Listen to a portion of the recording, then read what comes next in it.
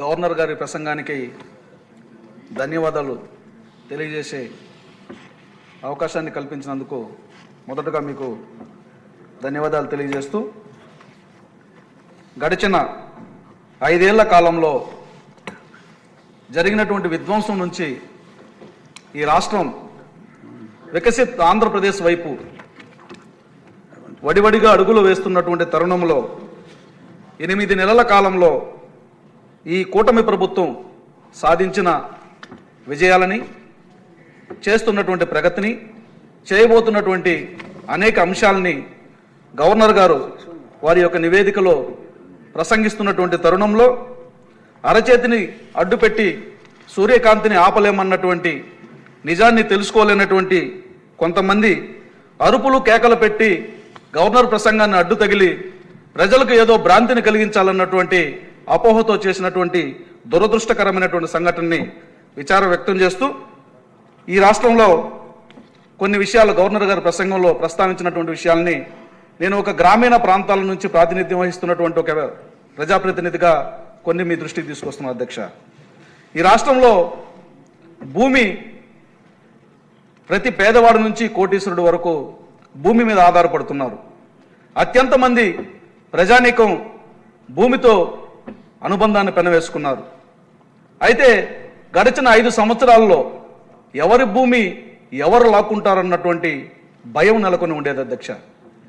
కనీసం భూమి యజమాని ఉదయం నుంచి సాయంత్రం వరకు కాపలా కాసిన మరుసటి రోజు ఎవరు దాన్ని లాక్కుంటారో, ఎవరు ఆక్రమించుకుంటారో అన్నటువంటి ఒక భయానకమైనటువంటి వాతావరణం ఉండేది అధ్యక్ష. అదే సమయంలో అప్పటి ప్రభుత్వం తెచ్చినటువంటి ల్యాండ్ టైటిలింగ్ యాక్టు మరికొంత గందరగోళాన్ని సృష్టించింది అధ్యక్ష. అయితే కూటమి ప్రభుత్వం ఏర్పడిన తర్వాత గౌరవ నారా చంద్రబాబు నాయుడు గారు గతంలో ఎన్నికల సందర్భంలో ఇచ్చినటువంటి హామీ మేరకు వచ్చిన వెంటనే ల్యాండ్ టైటిలింగ్ యాక్ట్ని రద్దు చేయడం జరిగింది అధ్యక్ష. ఈరోజు గ్రీవెన్స్ డేలో ఎక్కడికి వెళ్ళినా కూడా వచ్చే అర్జీలలో 60 నుంచి 70% భూమి సమస్యలే అధ్యక్ష. ల్యాండ్ టైటిలింగ్ యాక్టు రద్దు చేసిన కారణంగా ఇప్పటికీ ప్రజల్లో కొంత నమ్మకం కలుగుతోంది. ఈ ప్రభుత్వం మనకు భూమిని కాపాడడం కోసం ఒక ప్రయత్నం చేస్తుందన్నటువంటి ఆశ, భరోసా కలుగుతోంది. అయితే మనం చూసుకున్నట్లయితే 2024 డిసెంబర్ 6 నుంచి 2025 జనవరి 8 వరకు భారతదేశంలో ఏ రాష్ట్రంలో ఏ ప్రభుత్వం కూడా ఇన్ని రోజుల పాటు రెవెన్యూ సదస్సులు నిర్వహించినటువంటి దాఖలాలు అధ్యక్ష. రెవెన్యూ సదస్సులు నిర్వహించి 17,400 పైచిలుకు గ్రామాల్లో సదస్సులు నిర్వహించి టీములు వెళ్ళి గతంలో జరిగినటువంటి అన్యాయాల్ని, అక్రమాలని సవరించే ప్రయత్నం చేస్తున్నారు అధ్యక్ష. ఇప్పటికీ కూడా కుప్పలు తెప్పలుగా అర్జీలు వస్తున్నాయి అధ్యక్ష.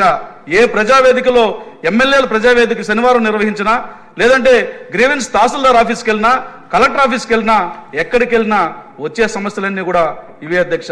ఒక గందరగోళమైనటువంటి పరిస్థితి నుంచి, భూ ఆక్రమణల నుంచి, ఒక పతనం వైపు నుంచి ఒక భరోసా వైపు తీసుకొస్తున్నటువంటి ఈ ప్రభుత్వం చేస్తున్నటువంటి ప్రగతిని గవర్నర్ గారు ప్రసంగించడం చాలా వరకు ఆనందం అధ్యక్ష.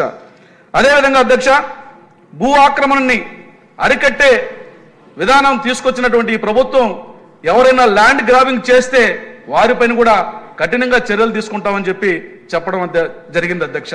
చెప్పడమే కాదు, ఒక చట్టాన్ని కూడా తీసుకురావడం జరిగింది అధ్యక్ష. అంటే ఎకరం భూమి ఉన్నటువంటి ఒక సాధారణమైనటువంటి కుటుంబం నుంచి మాగానున్నటువంటి రైతు వరకు కూడా ధైర్యంగా, భరోసాతో నా భూమిలో నేను పండించుకోగలనటువంటి ధీమాన్ని ఇచ్చింది అధ్యక్ష. ఆ విషయాన్ని గవర్నర్ గారు ప్రస్తావించడం చాలా ఆనందంగా ఉంది అధ్యక్ష.